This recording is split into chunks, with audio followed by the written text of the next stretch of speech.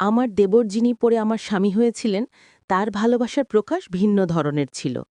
প্রায় সে দুপুরের সময় বাথরুমে ডেকে নিত, আমি তার পিঠে সাবান লাগিয়ে দিই। আর যখন আমি ওর পিঠে সাবান লাগাতে যেতাম, আমার দেবর সেই সুযোগে আমার সঙ্গে খুনসুটিতে মেতে উঠতেন। আমার বিয়ে হয়েছিল আমার বড় মামাতো ভাইয়ের সঙ্গে, কিন্তু আমি প্রতিটি রাতে আমার দেবরের সঙ্গে সময় কাটাতাম, অর্থাৎ আমার ছোট মামাতো ভাই জিহাদের সঙ্গে।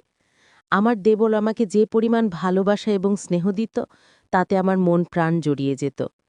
কিন্তু নিজের স্বামী থাকা সত্ত্বেও আমি কেন আমার দেবরের সঙ্গে আমার চাহিদাটা মেটাতাম, তা জানতে হলে ঘটনাটি আপনাদের পুরো মন দিয়ে শুনতে হবে।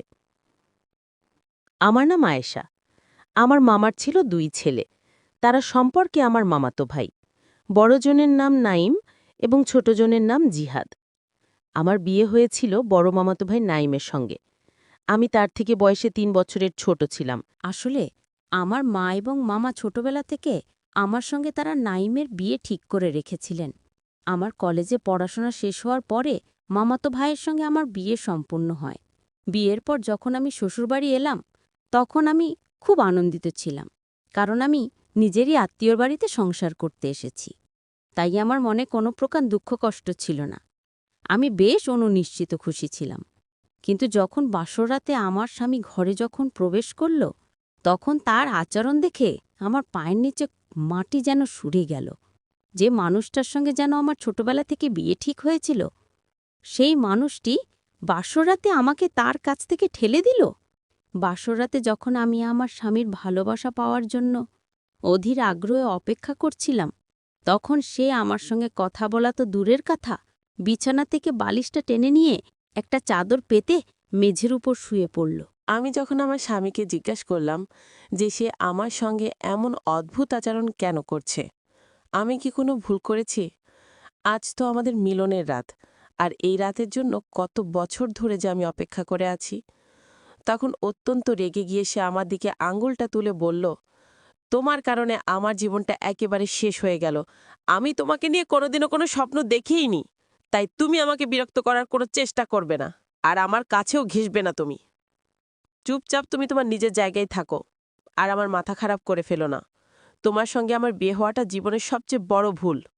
প্রথম রাতে স্বামীর মুখ থেকে এমন কঠোর কথা শুনে আমি প্রায় জ্ঞান হারানোর মতো অবস্থায় পৌঁছে গিয়েছিলাম। বাসর রাতে স্বামীর ভালোবাসা পাওয়ার তো অনেক দূরের কথা, তার কাছ থেকে পাওয়া অপমান আমার হৃদয়কে ভেঙে চুরমার করে দিয়েছিল। ছোটবেলা থেকে যখন সবার মুখে শুনতাম যে তখন থেকেই একটা নতুন স্বপ্ন চোখে বাসা বেঁধেছিল, আর আজ এই স্বপ্নটা পুরোপুরি ধূলিসাৎ হয়ে গেল। আমি যা ভেবেছিলাম, বাসর রাতে তার ঠিক উল্টোটা ঘটল। ভেবেছিলাম স্বামীর সঙ্গে অনেক মধুর সময় কাটাব, কিন্তু সে তো আমার মুখ দেখতেও প্রস্তুত ছিল না। আমি দেখতে যথেষ্ট সুন্দরী হওয়া সত্ত্বেও আমার স্বামী বাসর রাতে আমাকে একবার ছুঁয়ে দেখেনি। আমি কিছুতেই বুঝতে পারছিলাম না আমার স্বামী কী কারণে আমাকে এতটা ঘৃণা করত যে আমার মুখ পর্যন্ত দেখতে চাইত না। বিয়ের প্রথম রাতটা আমি জেগে কাটিয়ে দিলাম, আর মাথার মধ্যে কেবল একটাই প্রশ্ন ঘুরপাক খাচ্ছিল যে আমার স্বামী যদি আমাকে পছন্দ নাই করত, তাহলে সে আমাকে বিয়ে করল কেন? সেটা এই বিয়েতে অসম্মতি জানাতে পারত। বিয়ের প্রথম রাতে আমি উপলব্ধি করেছিলাম যে আমার জীবনটা হয়তো এখানেই শেষ হয়ে যাবে। এই সমস্ত কথা ভাবতে ভাবতে সারা রাত আমি দুশ্চিন্তায় কাটিয়ে দিলাম। পরের দিন সকালে আমার যা কোনো রকম আওয়াজ না দিয়েই হঠাৎ করে আমাদের ঘরে ঢুকে পড়লেন। সেই মুহূর্তে আমি বিছানায় এক কোণে মন খারাপ করে বসেছিলাম।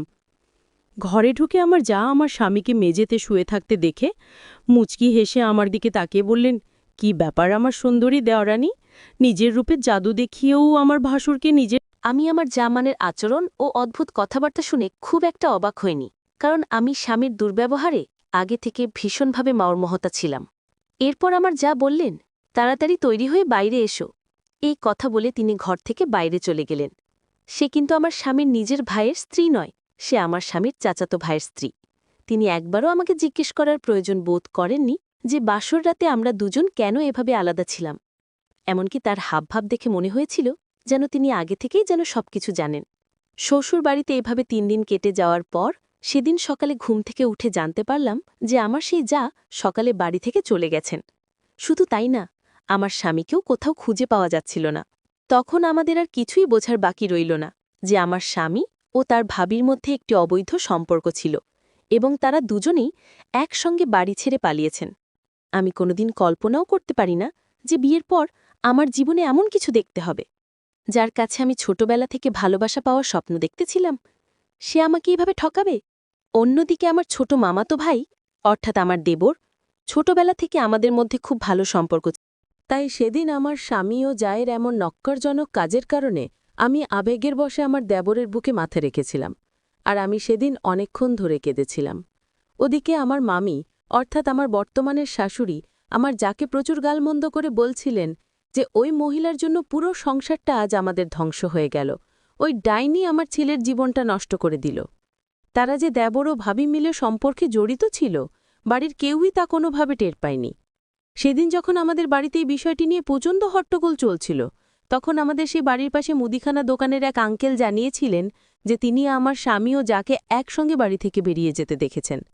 শ্বশুরবাড়িতে আমার আসা হয়েছিল মাত্র ৩ দিন, তাই আমি এই বিষয়ে কিছুই জানতাম না যে আমার স্বামীর সঙ্গে আমার জায়ের ভিতরে অবৈধ সম্পর্ক ছিল। এরপর ধীরে ধীরে সবকিছু পরিষ্কার হয়ে যাওয়ার পর আমি যখন আমার স্বামীর সিন্দুক খুলে তল্লাশি শুরু করলাম, তখন আমার পায়ের নিচে মাটি একেবারে সরে গেল, কারণ আমার স্বামীর সিন্দুকে আমার যা ও আমার স্বামীর একসাথে তোলা অনেক অনেক ছবি ছিল। এদিকে সবকিছু জানাজানি হওয়ার পর আমার যখন বাবা মা আমাকে বাড়িতে ফিরিয়ে নিয়ে যাওয়ার জন্য এসেছিলেন, তখন আমার মামাতো ভাই, অর্থাৎ আমার দেবর, আমার বাবা মাকে অনুরোধ করে বললেন মেয়ে কিছুদিন যেন তাদের সঙ্গে থাকি। আমি বাসায় চলে গেলে তারা নাকি সবাই একেবারে মানসিকভাবে আরও ভেঙে পড়বে। আমার দেবরের কথা শোনার পর আমি বাবার বাড়ি আর ফিরে যাইনি। এরপর শ্বশুরবাড়িতে থাকাকালীন আমি আমার মামাতো ভাইয়ের সঙ্গে প্রতিদিন অনেকটা সময় কাটাতাম। সে আমার বাসর ঘর আগে থেকেই তো আমার মামাতো ভাই ছিলেন এবং ছোটবেলা থেকে আমাদের মধ্যে কথাবার্তা ও হাসিঠাট্টার সম্পর্ক ছিল। তো আমার স্বামী ও যা বাড়ি থেকে পালিয়ে যাওয়ার পর আমি আমার দেবরের সঙ্গে অনেক সময় কাটাতাম এবং আমি আমার দুঃখ কষ্টগুলো ভাগ করে নিতাম তার সঙ্গে। তো এদিকে আমরা দুজনে যখন একসঙ্গে সময় কাটাতাম, তখন আমার মামা মামি আমাদের কিছুই বলতো না, কারণ তারা ভালোভাবেই জানত যে আমি কতটা কষ্ট পেয়েছিলাম। দিন যত যেতে লাগল, আমিও মামাতো ভাই, অর্থাৎ আমার দেবর, একে অপরের সঙ্গে এবং সময় গড়ানোর সাথে সাথে আমি নিজের কষ্ট ভুলে ধীরে ধীরে একে অপরের আরও কাছাকাছি আসতে লাগলাম। যেমন যখন আমার দেবরের বাড়ি ফিরে আসার সময় হতো, তার আগে আমি পরিপাটি হয়ে সেজেগুজে তার জন্য অনেকক্ষণ হলো অপেক্ষা করতাম। তারপর একদিন যখন আমার শ্বশুর শাশুড়ি বাড়িতে ছিলেন না, তখন আমিও আমার দেবর বাড়িতে একাই ছিলাম। তখন আমার দেবর কেবলই স্নান করে একটা তোয়ালে গায়ে জড়িয়ে সে নিজের ঘরে ছিল। আমি ঠিক সেই মুহূর্তে কোনো না কোনো কারণে ওর ঘরে প্রবেশ করি। তখন তার সুনাম দেহটি আমার দৃষ্টি আকর্ষণ করে, আর আমি অজান্তেই নিজের কল্পনার জগতে হারিয়ে যাই। বিয়ে হওয়া সত্ত্বেও আমার তো আর বাসর রাত হয়নি, তাই তখন আমার মনে ওই ধরনের ইচ্ছে বা স্বপ্ন জাগাটা স্বাভাবিকই ছিল। এরপর আমার দেবরের দৃষ্টিটা আমার দিকে পড়তেই সে ওই অবস্থাতেই আমার নাম ধরে আমাকে ঘরের ভিতরে ডাকল। আমার ভাসুরের অবস্থা দেখে আমার তাকে খুব বেশি জড়িয়ে ধরতে ইচ্ছে করছিল, কারণ আমি তো একজন মানুষ এবং আমারও নিজস্ব ইচ্ছা বা আকাঙ্ক্ষা। তাই সেদিন আমি নিজের আবেগ ধরে রাখতে না পেরে হঠাৎ করে আমার মামাতো ভাইকে, অর্থাৎ দেবরকে, পেছন দিক থেকে জড়িয়ে ধরলাম। আমার দেবর তখন হেসে ফেলে আমাকে বলল, আরে আয়শা, তুমি এটা কি করছো? আমি তখন লজ্জায় তার থেকে একটু দূরে সরে গিয়ে মাথাটা নিচু করলাম এবং সেই ঘরে আর এক মুহূর্ত থাকতে না পেরে দৌড়ে ঘর থেকে আমি বেরিয়ে গেলাম। এরপর আমার দেবরও দ্রুত পোশাক পরে নিজের ঘর থেকে বেরিয়ে আমার কাছে এসে বলল, আয়শা, তুমি কি আমাকে কিছু বলতে চাও? আমি সেদিন আমার মনের সমস্ত কথা আমার দেবরকে খুলে বলেছিলাম। সেদিন আর নিজের আবেগ ধরে রাখতে না পেরে দেবরকে জিজ্ঞেস করেছিলাম, আমি কি তোমাকে জীবনসঙ্গী হিসেবে পেতে পারি? এবং আমি তোমাকে পছন্দ করি এবং তোমার হাত ধরে আমার বাকি জীবনটা কাটাতে চাই। আমি আমার যত সব ইচ্ছা আছে তোমার মাধ্যমে পূরণ করতে চাই। তখন আমার ভাসুর আমার হাতটি ধরে বলল, দেখো আয়েশা, তোমার সঙ্গে বিয়ে করতে আমার কোনো আপত্তি নেই। দেখতে অনেক সুন্দর, আর তোমার মতন একটি মেয়েকে সবাই নিজের স্ত্রী হিসেবে পেতে চাইবে। কিন্তু এই বিষয়টি সর্বপ্রথম আগে আমার বাবা মাকে জানাতে হবে। তারা যদি বিয়েতে রাজি থাকে তাহলে আমার আর কোনো আপত্তি নেই। তুমিও অনেক তরুণী, তুমিও সারা জীবনে একা থাক। তোমারও একজন জীবনসঙ্গীর প্রয়োজন আছে, তাই সবচেয়ে ভালো হবে যদি আমরা দুজন মিলে একে অপরকে বিয়ে করে নিই। আমি আজকে আমার বাবা মায়ের সঙ্গে আমাদের বিয়ের ব্যাপারে কথা বলবো। এই কথা বলে আমার দেবর আমাকে জড়িয়ে ধরল। আমিও তাকে জড়িয়ে ধরেছিলাম। আমার দেবর আমার মাথায় হাত ঝুলিয়ে বলল, এবার আমি তোমার সব ইচ্ছা ও আকাঙ্ক্ষা পূরণ করে দেব।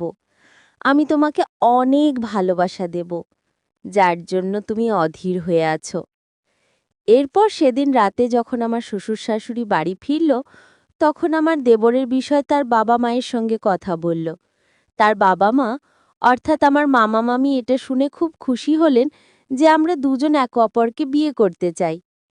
এরপরের অল্প কিছুদিনের মধ্যেই কাজী সাহেবকে আমাদের বাড়িতে ডেকে এবং আমাদের বাবা মাকে আমন্ত্রণ জানিয়ে আমাদের দুজনের বিয়ে পড়ানো হলো। এরপর আমার বাসর রাতে আমার ভাসুর আমার মনের স্বপ্ন ইচ্ছা পূরণ করে দিল।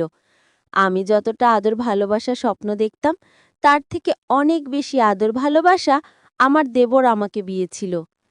বিয়ের পর থেকে প্রতিদিন দুপুরে উনি আমায় ডেকে নিত বাথরুমে আর বলতো, আয়েশা, আমার পিঠে একটু সাবান ঘষে দিবে?